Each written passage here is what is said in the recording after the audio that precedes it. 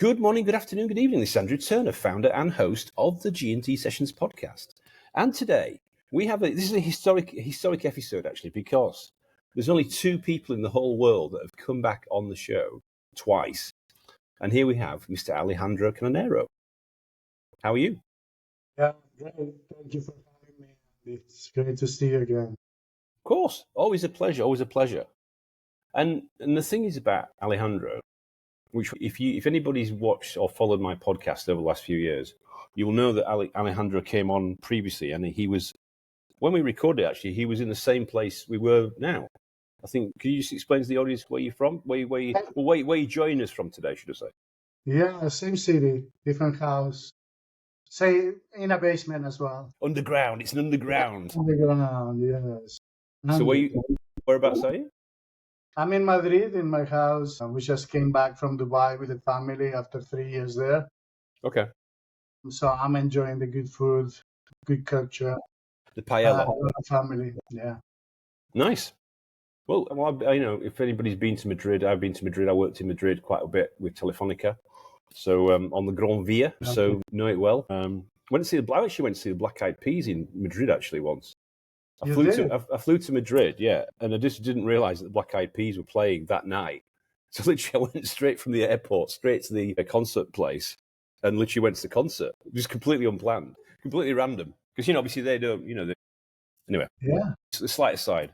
Anyway, one of the things that, if anybody's been following this show for the last few years, you'll know that what I try and do with guests is bring on guests that have done something, really, really smart, intelligent, legendary, but also linked to the kind of hypothesis of this show, which is about growth. It's about personal growth, business growth. It's about technology. However, so G&T, growth and technology. However, it's interesting. When I was speaking to a guest the other week, actually, they said that actually what you should call it growth and transformation. That's a bit more mouthy, isn't it? I suppose, but tech's now kind of such a, I don't know what you call it. It's such a omnipresent. Yeah, omnipresent. It's everywhere. That's right. Yeah, which we'll get onto. The other thing is then, we should obviously. So today's episode is very relevant for that. I think when we get into the topic with Alejandro, but then also we talk about gifted and talented people. And for anybody that's seen the previous episode of the session with Alejandro, you'll know that he's a very gifted and talented individual. But we'll touch on that as we go through this topic today. But I suppose, welcome Alejandro, and thanks for joining the show today. And I suppose for people that don't know everything about you, I mean, could you maybe start with something that's happened most recently? With a really momentous milestone that you've achieved. Because I now need to call you doctor, I believe. Is that right? Yeah, you must. Thank you, Andy. Yeah, it's a pleasure to be here with your show. It's really an honor. Thank you for your kind words of introduction. Yeah, recently have been busy and trying to do the most of my time on Earth.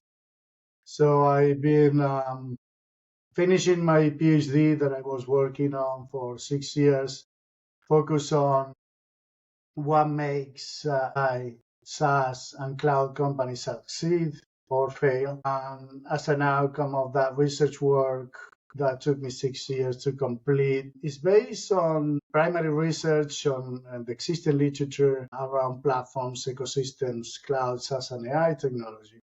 But also it's an outcome of conversations I had over the years and structured interviews I have with executives that are leaders in this field at companies like Google, Amazon, Hewlett-Packard, Oracle, Microsoft, and many others, where I ask them questions about what makes a technology company fail or succeed. And that's what I documented in my book, right? So I turned the thesis into a book that's now available on Amazon. You can buy it, The War of the Ecosystems, and we can talk more about that, about the title and why it's called like that. So I'm very happy that I took some time off from work and I used it to complete those two bucket list projects for me. Yeah. Bucket list, okay.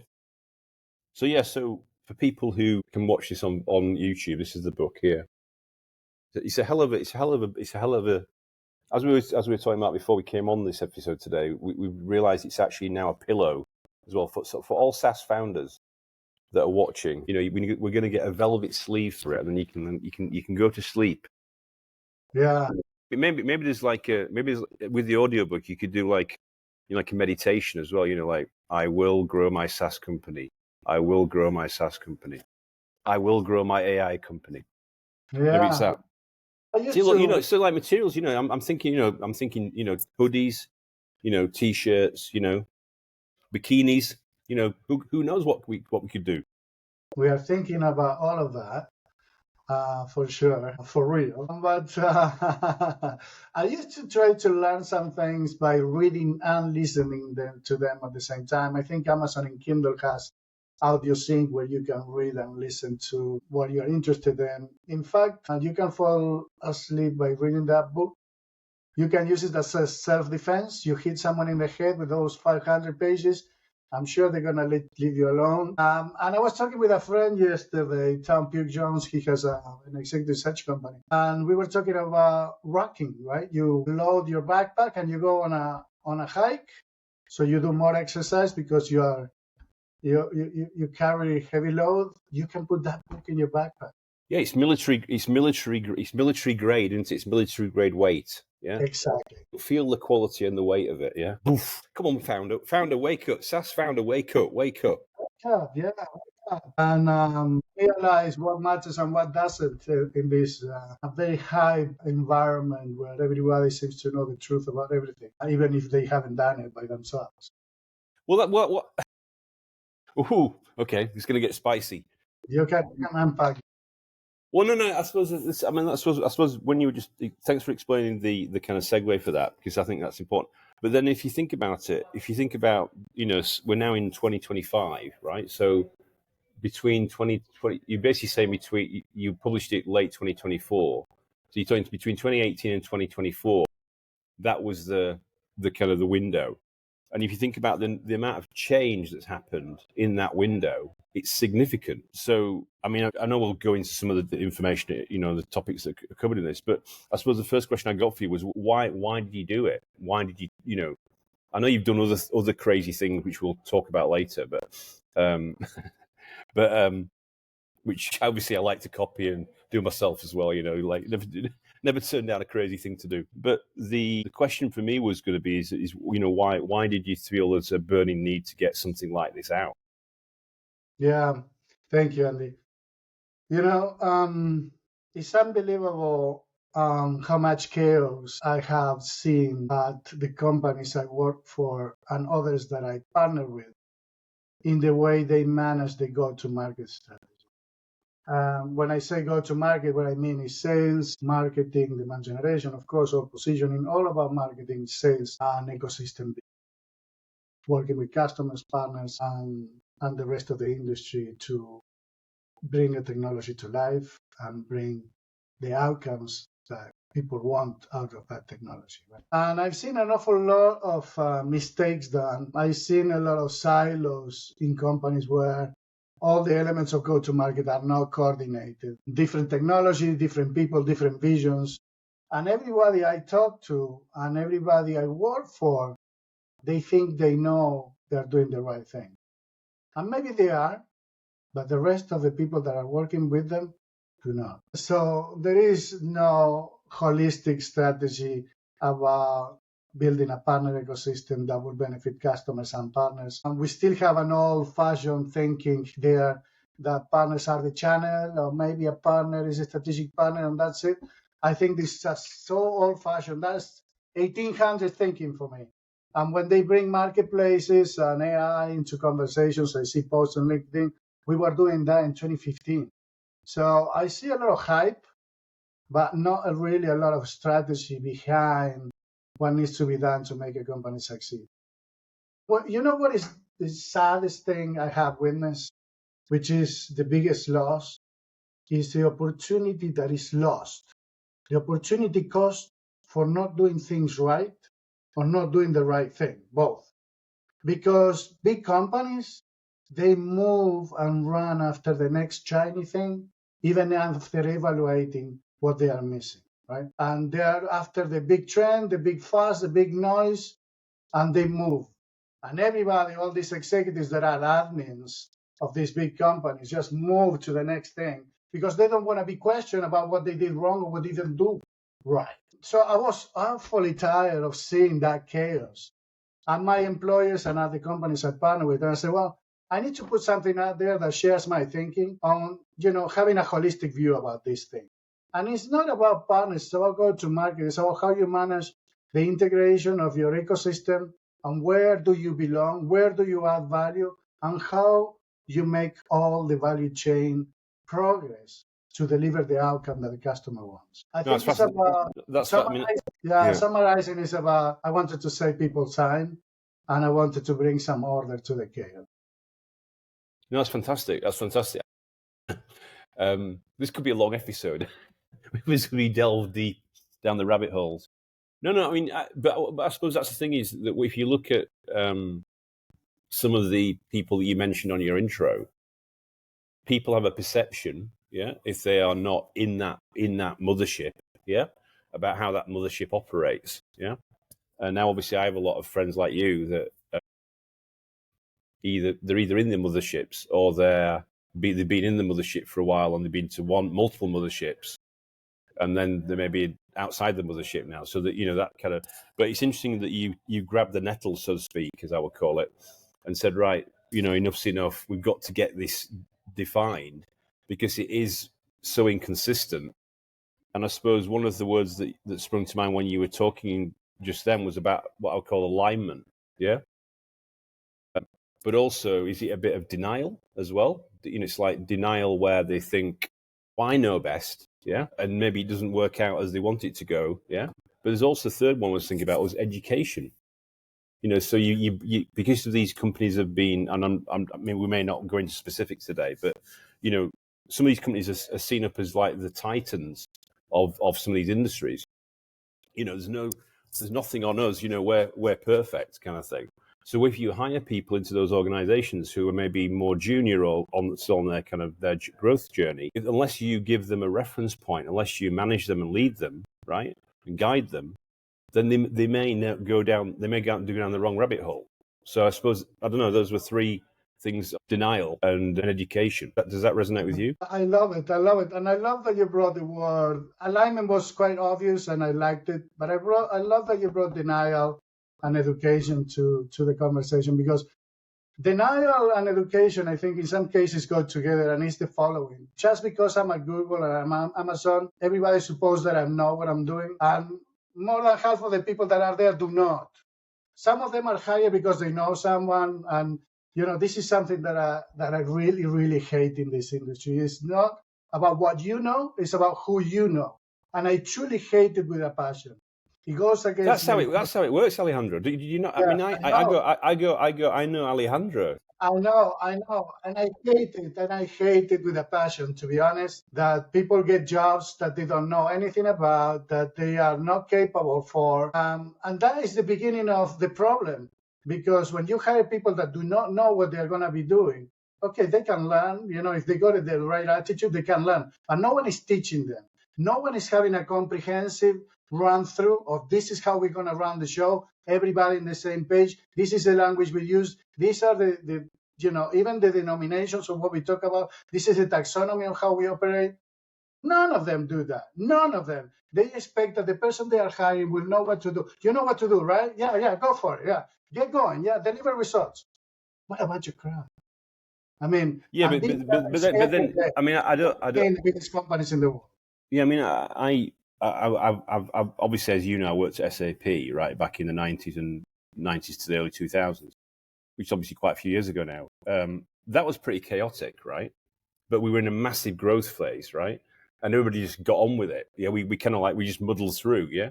But we're working with, like you probably were when you were at Amazon and with Google and Teradata, etc. You're working with huge companies. They're chaotic as well, right? So, but I think what you seem to be amplifying here is leadership and direction and structure.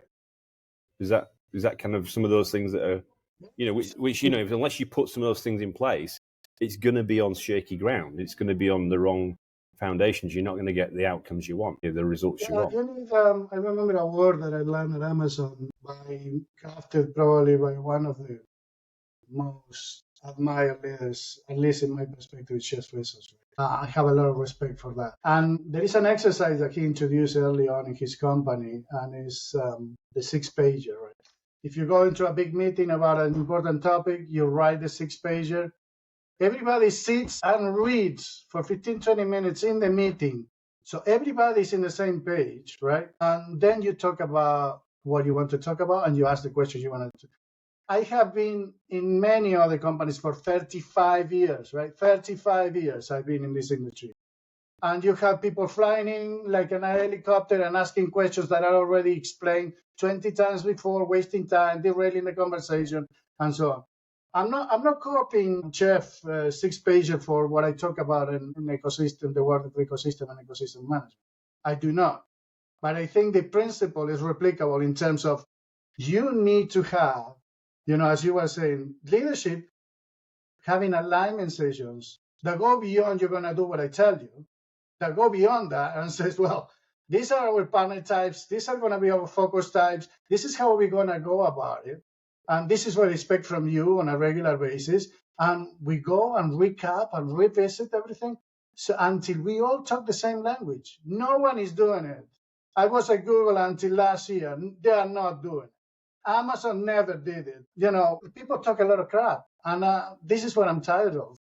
I think people need to be on the same page on how we go to market and align sales, marketing, and ecosystem building and development from day one. And you need leadership from the top, as you were saying.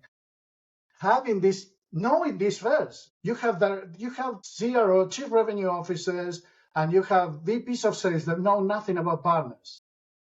Why? Oh, no, I have the right person here, but if you don't understand what that person needs to collaborate with the other person and make it work, it's not going to work. But just jumping in on that point is that, thank you. By the way, just to let you know, audience, be careful. Yeah, just to let you know, the audience, that actually Alejandro just told me before we came on air that actually he was supposed to be having a boxing lesson in Madrid this morning, and instead he came on this show. I'm in that mode. I'm going to get a few left hooks. I'm going to have to be ducking and diving, and it's like bobbing and weaving. Exactly. But one of the things I think that you just said at the end, which was about CROs and VP of sales, was that does it really depend on if you look at some of the people that are in those roles today, what has been their journey, right? Have they been have they gone through being an SDR, BDR, AE, account director, VP, business unit, director, Have they been just to the direct side? Have they ever been on the indirect side? Yeah, because as and it's that thing about what do you do direct, what do you do indirect. The complex sale out there today it is more leaning towards this kind of, it's not just one route. It's a complex recipe, isn't it? So is that because in their head their playbook is just direct, so they don't really see. I'll share one soundbite from one of my ex-colleagues who said, people who are in channel are people, or people who are indirect are the people that didn't make it indirect. Yeah, literally. Somebody said that to me a few years ago, right? And I just went, wow, that's an interesting line, right? But if you think about what you talk about in here, yeah, in this book, yeah, then that whole game has changed, right? Because the power of the channel, the power of the partnership model is absolutely unbelievable. Yeah, it's like a juggernaut. Yeah. And if you do, on the contrary of that, there's a guy that's the CEO of Medic, Medic, the process, right? So he runs an education company about that, and he was saying, I think he put a post out on LinkedIn the other week and saying, if you're not on one of these cloud ecosystems as a SaaS or a AI or whatever, software company, if you're not on an ecosystem, you're dead. Yeah. So, you've got these two contrasting views. I'm saying that the last one I just said was more recent. The one that I mentioned about if, you go to channel to die, basically, was obviously a few years ago, but it just shows how the switch, the kind of the which you know. I mean, I know you've done both, right? So I've done both as well. So yeah, absolutely. No, I see your points. Appreciate that. So a couple of things I wanted to share and reflect on what you were saying. First, nobody was born knowing anything, so we learn as we go. You get a VP of sales, you never did channel, go and learn. They don't. They don't for a variety of reasons, from ego to lack of time, lack of prioritization, because everybody has the opportunity to learn something new. So it's education, like you were saying, the third word when we started the dialogue. So I don't see that happening. I also heard conversations about being disrespectful about direct sales or indirect sales, one or the other. That's why I call it the word of the ecosystems. And why I want to unpack that is these ecosystems, right? You have the ecosystem, Amazon, Microsoft, Google. You have people that are multi-homing, terminology from the platform terminology, that are in a few of those ecosystems like Deloitte, Accenture, KPMG. They are in all of those. There is a war between the ecosystems, and there are battles within the ecosystems. And this is one of them. Direct versus indirect, marketing versus sales. It's been there forever, right? Continues to be. And there are others. The battle between the chip manufacturers for the money of the platforms. NVIDIA, Intel trying to sell to the platforms because the platforms are buying a lot of chips to build more data centers, right? Then you got the battle of the platforms to convince the developers to learn their technology first. Yeah, that was the home ground of AWS. Developers loved AWS, and that's how they influence the whole purchasing strategy of the companies they work for. So you got the battle between the ISVs, the platform, and the service partners, all for the attention of the customer. And they want the customer to say, I want to go with Accenture, I want to go with AWS, I want to go with Splunk.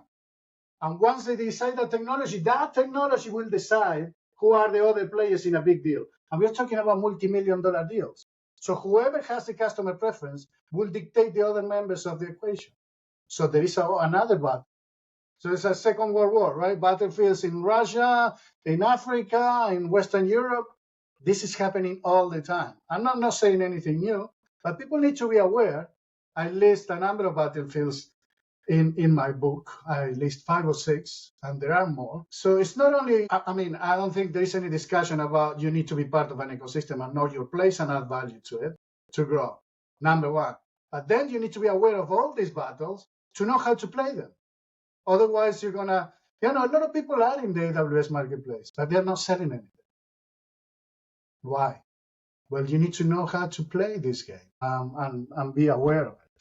So that's what we discuss in the book as well, which is also formatted as an audio book. A very good narrator, not me, has much better English, and reads the book for you at the speed you want. So I encourage you to grab it.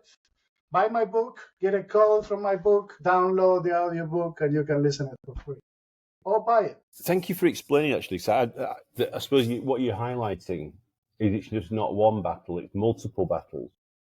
I think that Splunk example, I've seen that actually happen, where the power shifts, where the collaboration for the deal is thought to be X, Y, and Z.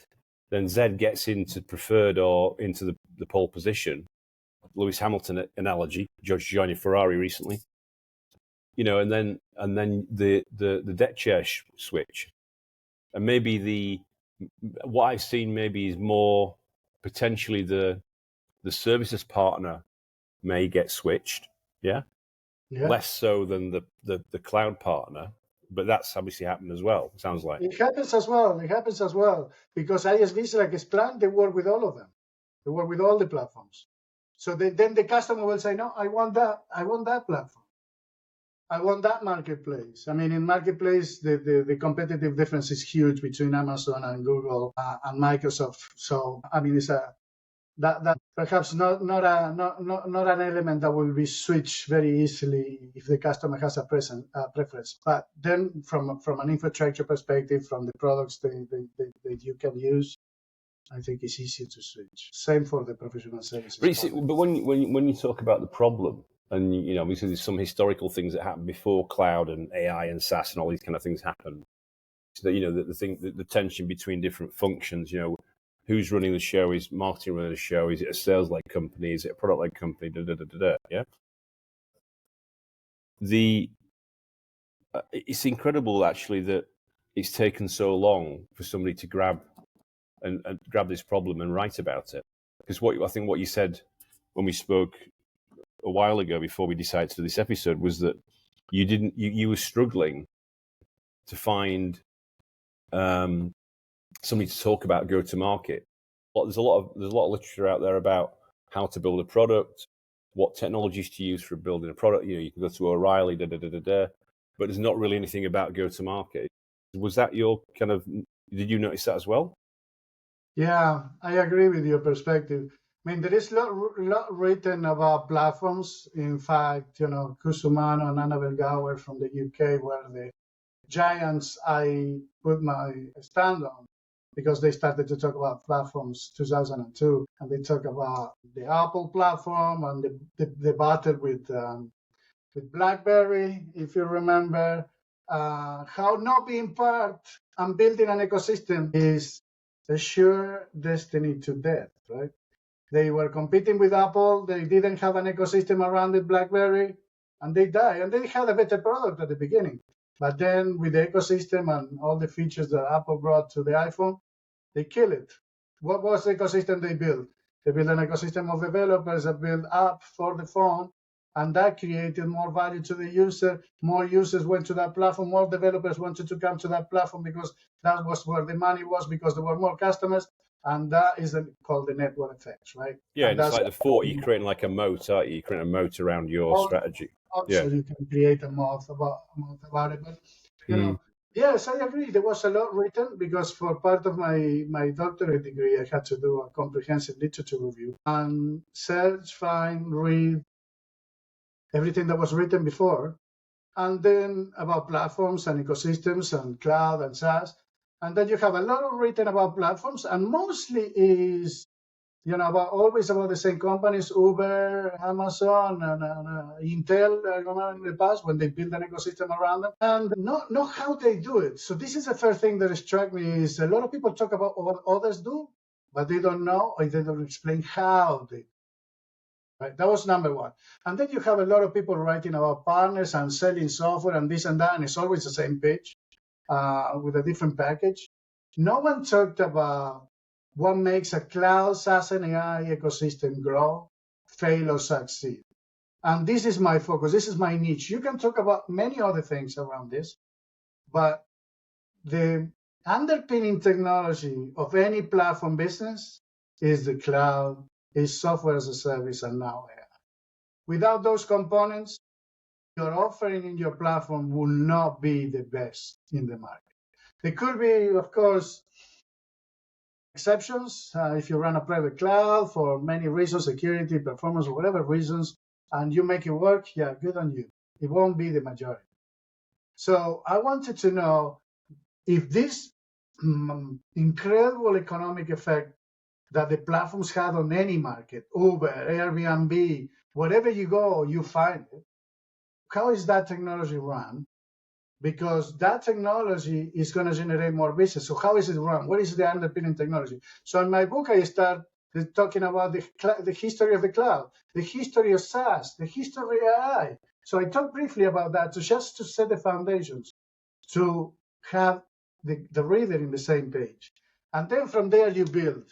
And you say, well, what can I do around here? What is an ecosystem? I defined an ecosystem in the cloud and AI and SaaS environment. And then who are the members? And then how they go to market and how they can make the most of it, each member. And then how you combine it all together to grow. So this is something that I haven't seen. Maybe it will come up, but I haven't seen it yet, where people describe what is working and then how to make it work and how to succeed. Some people take shortcuts, go to the end or go to the beginning, but no one connects it all together. So I think this is what the problem I want to tackle. And it was hard, and I had a go about it. Can it be better? Of course, but this is mine. Well, no, it's a huge piece of work, isn't it? Because it's also very relevant. It's very topical. It's very timely. Yeah, it's a great time to bring this out. You need to invest the time to go through it at your own pace, and you can jump from chapter to chapter. For me, as I said before, it's a war. It's a war between ecosystems. It's a war within the ecosystems, and that's why the chapters are, the call to arms, and it has different references about conflict. I know conflict is not good in humanity, but it was a reference that I felt compelled to use because it is what is happening in the business. So that's how you see it. If you go to my website, waroftheecosystems.com, you will see it has the same theme. And if you need help, we got a team of consultants that are working together here that we call it the special operations. We can go there and make it happen for you. Okay. You like the milk tray guys with the black on and the rope around you, stuff like that. You kind of like shimmy down and then like through the window. It's the boardroom. I have a lot of respect for. Yeah, I mean it's interesting because it's like yeah, I mean that's what I was going to say was because people are now transacting business through these ecosystems, and if you look at the growth statistics in the book, and obviously it's incredible how the revenue and the profit from these business units where they've kind of opened, they've basically publicly made available things that Google were using internally, things that AWS were using internally. It was interesting watching AWS reInvent in November. And I don't know if you had a chance to see it. Andy Jassy, who obviously was the CEO of AWS, probably when you were there, I would have thought as well. Yeah. He came back. It's like, you're supposed to be the CEO of Amazon now. He came back and did these videos like every day at the show, and I'm going, Andy, you're now like the big boss now. You don't need to be come and do. But to my mind, the way he's very articulate. Obviously, he's very good on understanding the stories of value about the impact that AWS has had with customers. And the interesting thing I found was that it was like he was, I wouldn't say he was helping Matt, who's the current CEO, because obviously Matt's come up through the ranks, I think, from product marketing and obviously to the role he had before he took over the CEO role. But it's very interesting to see that I think Andy still loves this business. He still loves the AWS business. He created it, right? He created it. Oh, okay, so he was the creator of it with Jeff, right? So, and I know you were there right at the beginning, weren't you, when you were working in Luxembourg? So it just seemed like, a bit like, like you could see the child, the kind of the young kid growing into the teenager, growing into the adult, and he didn't want to, disconnect from it. He was very inspiring. Andy's got such a good way of explaining why AWS and why you should work with the business. Very knowledgeable, very knowledgeable. In fact, I joined them when not very early days, but I joined them when they realized that they needed an ecosystem to grow. And this is important. I joined them in 2015 to create the partner business for them, for the public sector business in EMEA, running Europe, Middle East, and Africa. And they were going direct, and they were very successful. With who? With the developers, with the small companies that had technical people on them. But then when they went to the enterprise and public sector, they clashed. There was no one with that knowledge, not understanding. And when I joined, Accenture didn't want to work with us. Capgemini didn't want to work with us. We had to convince them, in fact, tell you a story.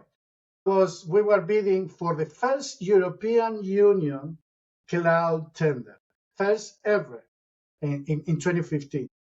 And no one wanted to partner with AWS for the European Union cloud tender. All right, I was looking partners everywhere. For the EU, for the actual EU itself, the government.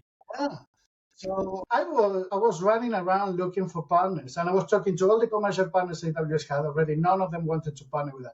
They were partnering with Microsoft, of course, because it was entrenched there forever, and some others. So I took the RFP under my arm. I went to Rome, and I met with a very senior guy, Francesco Bellessa, in Telecom Italia. And together, we crafted an alliance from scratch. We put together a bidding team from scratch, and we won the tender. Myself and my team and Telecom Italia won the first ever cloud tender in Europe. And that was an outcome of a conversation I had where we saw the opportunity of working together, right?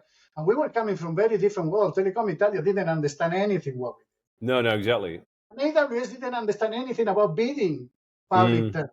Right. Working with the European institutions, working with very compliance and regulations-oriented organizations. It was the clash of the worlds. And it was very hard to make them work together. And that's how we created the beginning of an ecosystem there, where you need the best part of each player to make it happen. And I'm saying something that is extremely obvious, but you go there, you try to bid in a tender today, and you have the AWS people or the Google people not wanting the partner on it, and the partner not wanting them on it. And so it blows my mind. And it's just a power struggle and an ego fight.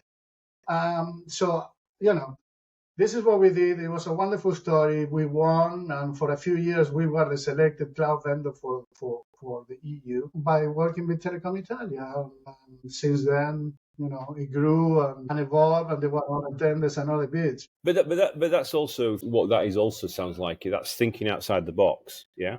So thinking about new partnerships you can create where you can actually bring together different experiences to get a greater output as well. Absolutely. That's the great thing about that.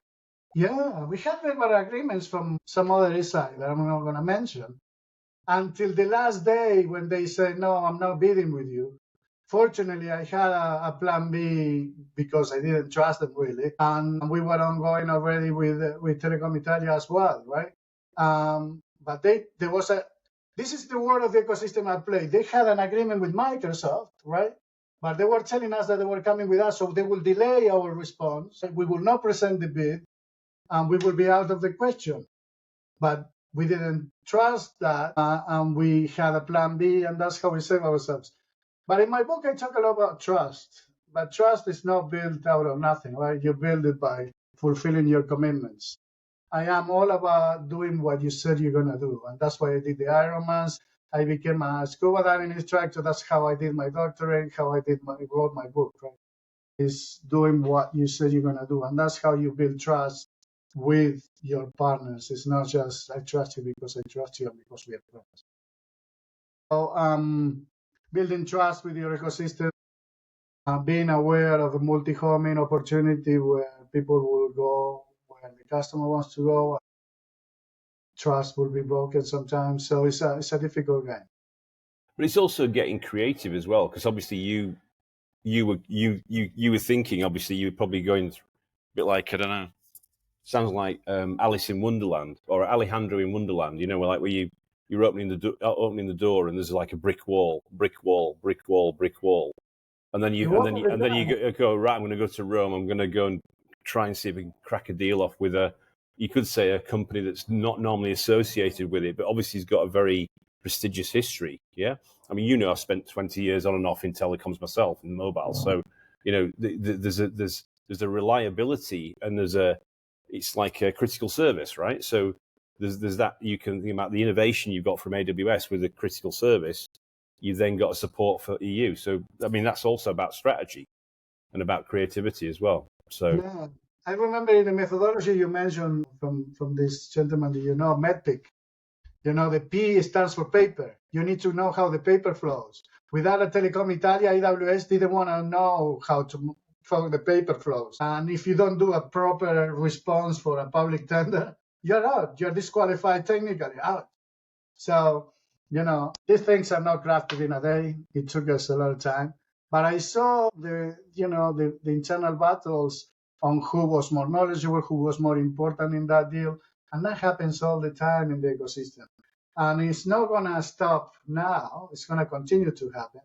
But the more aware you are about what are those battles in the world of the ecosystem you are in and how they play out, how you play them with the world against other ecosystems that you are fighting against in that deal, on that customer, on that opportunity, the better prepared you're going to be. So I mean, I love your passion, Alejandro. Yeah. And for people that don't know Alejandro, he's from Buenos Aires, Argentina. Yes. And over his left shoulder is a very nice picture of him finishing a triathlon, I think, isn't it? I think that's where you finished your triathlon. Ironman Kalmar in Sweden. Beautiful. Beautiful people. Amazing, welcoming people. It's a party in the town Kalmar in Sweden where this Ironman takes place and people are clapping and supporting you. It's a beautiful experience. It took me, I invested 3 years just to prepare for my first Ironman. When I was 40 years old, I started to swim back and run, and I just grinded. I have no talents, but I have commitment. So I did it. I wasn't the Resilience and grit. yeah, yeah. And sometimes that's all you need to get things done, right? Yeah. Yeah, I'm from Buenos Aires, Argentina. Got kidnapped, ran away. Went to England, did my MBA where we met in London. Stayed there in London for a few years. Then moved to Luxembourg. Then moved to Spain. Then moved to Dubai. Now I'm back to Spain. Lived in the Americas. So I've been moving around and learning from others. And I thought it was about time that I share what I learned. And that's why. Yes, well, that's the thing. Is it's about giving back, isn't it? It's like actually, there's all that insight and that tacit knowledge in your head. How do you get it down on a piece of paper?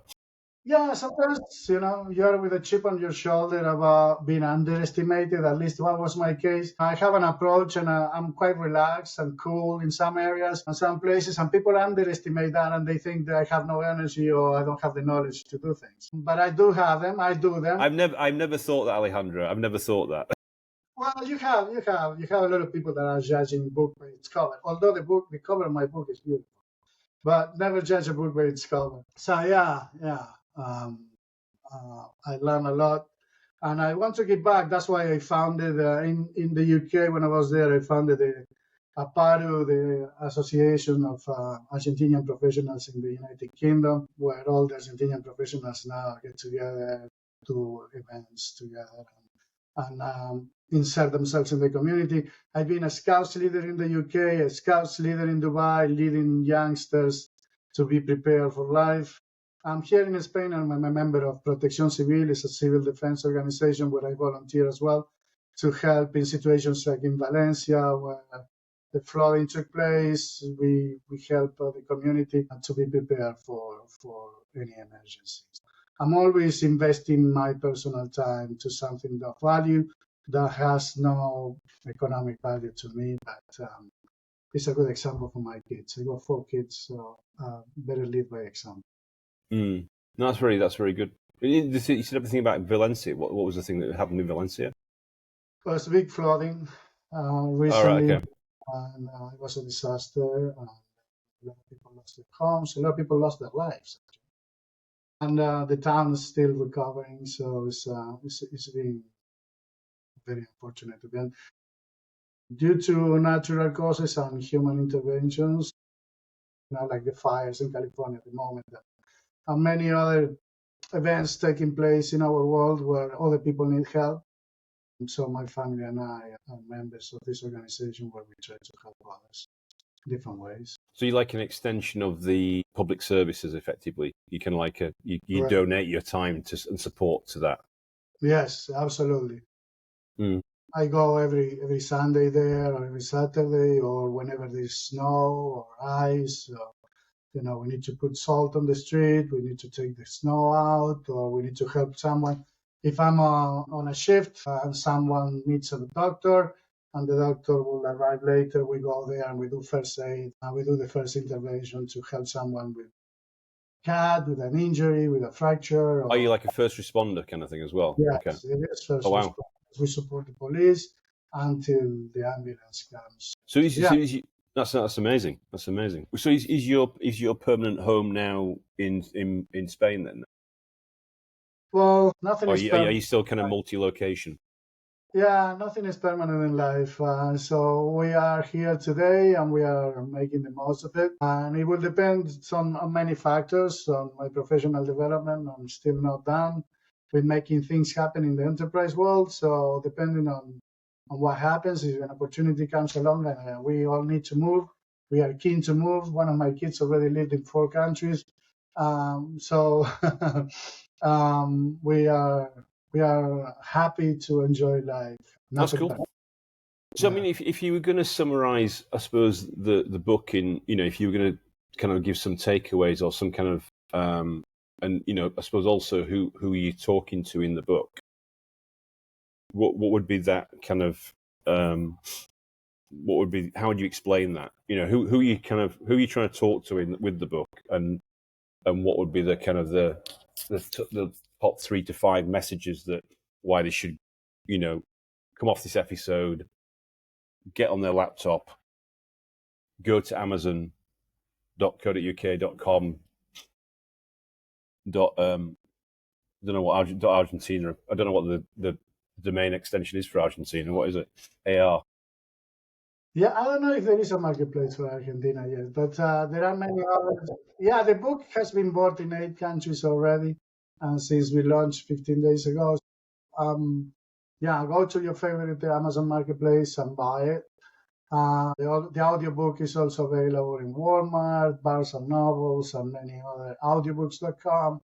So you can download it from my website, worldoftheecosystems.com.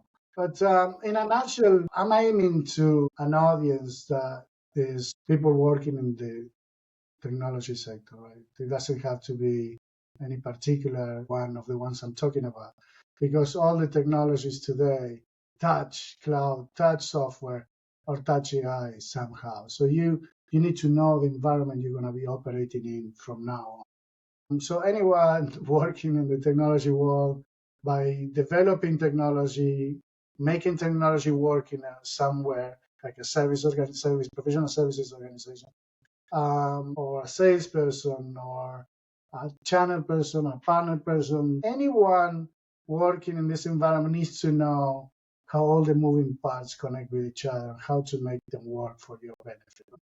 That's number one. It's not segmented at 35 to 55 male and working for a cloud vendor. Although, when they ask you to create a media kit, that's what you do. But yeah, it's for anyone that wants to know how these environments operate. That's number one. And the key messages, I just did a LinkedIn post the other day about, be very, very careful the networks you create or join, because they will define your success or failure. And so be very wise about that. And the best technology doesn't succeed by being built in isolation. You can build something very smart, but if it's not embraced by an ecosystem, it won't work.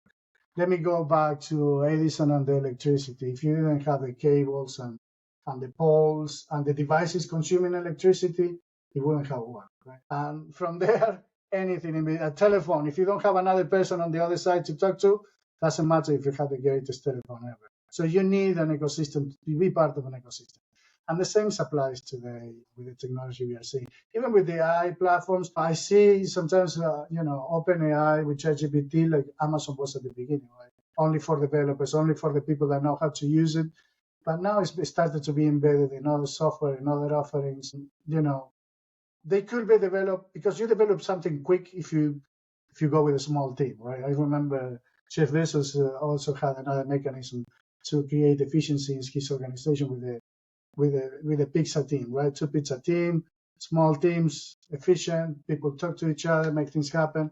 But then when you need to bring it to the world, you need to use the widest ecosystem possible to reach the furthest and the deepest with the more granularity possible of your technology. And there's something very positive about this technology, despite what the critics about them accumulating capital and profits. I believe platforms democratize the access to money or to a source of income for many, many people. Because with the platforms, a lot of people are developing apps, developing software. With Amazon, a lot of small people that are creating products are selling them to the world, and also are helping people to now be paying more for what they want, and because they can get it cheaper there. So I think there is a huge benefit to the population with what these platforms do. I remember hating taxis and being prisoner of the taxis pricing and how they manage us and how they manipulated everything.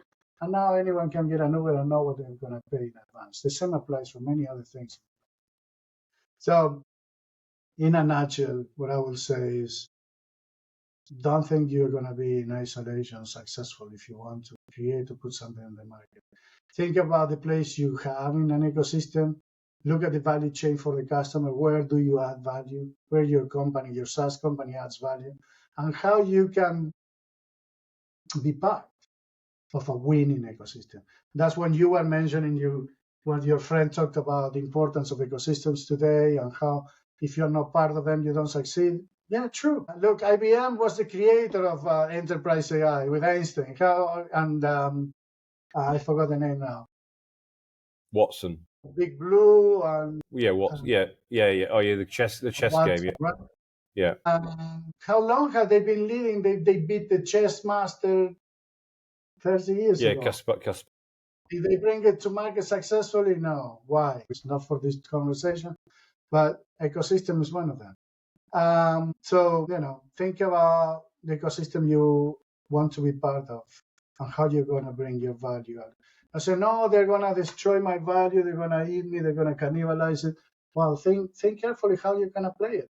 I mean, there are examples where the cloud platforms copy the functionality of some of the software they were selling, but it's not going to be best of breed. It's not going to be best in class most of the time. It's going to be a little bit different. Yeah, I mean, that you touch is that part of the fear for some founders that they feel like they're going to get the cut and paste piece, but then that's their problem, not the ecosystem player's problem. Isn't it? It's like you've got to accelerate. You've got to get on with it. You've got to take it to market. You can't keep things in stealth forever. I agree that it's a real danger. But what are you going to do? You're going to stay alone and sell to 20 people, or you're going to be with them? They're going to copy paste you, but you're going to sell to 1,000 still, right? So you need to run the risk. I was just looking into it's over 10 years ago. I went to one of the very first AWS user groups in London with Ian Massingham. I don't know if you remember Ian Massingham. Yeah, I remember Ian. Yeah, a great guy. Yeah, fellow Yorkshireman. He's obviously not at AWS anymore, but literally we had pizzas. This is what when you were saying about the two pizzas. Really. It was at Just Eat. It was one of the meetings. It was at Just Eat in London, and they had the screens up. They had the big TV screens, like as a continuous, like a single pane of glass, like the operations center. And it had a map of the whole of Europe and the UK, and then suddenly these little things would pop up across the whole map, and you could see basically what it was these were all the orders coming in. So basically, there was like an order in Copenhagen. There was an order in like somewhere else in Denmark, because I think Just Eat came out of Denmark. And then there was stuff you can see stuff. There's an order in Manchester. There's an order in Wolverhampton. It was they got this kind of, and the interesting thing there that they got was the complete accountability was that if the team, they obviously got this massive application on AWS, and what they've done is they actually organized it so the whole that particular, I don't know, the shopping cart or the checkout process or the catalog, the selection, the search. So if there's a problem in there and there's a P1, right? There's an actual, there's an issue with it. It doesn't work. That team was responsible and accountable for 3:00 in the morning. Get in the office. You've got to fix this problem, right? So that so even just thinking about it now, pizza teams, accountability, the right structure, which we talked about a bit earlier with the go-to-market stuff. And they create. I mean, it's over 10,000 people now are in that group in London. I think it's one of the biggest ones in the world.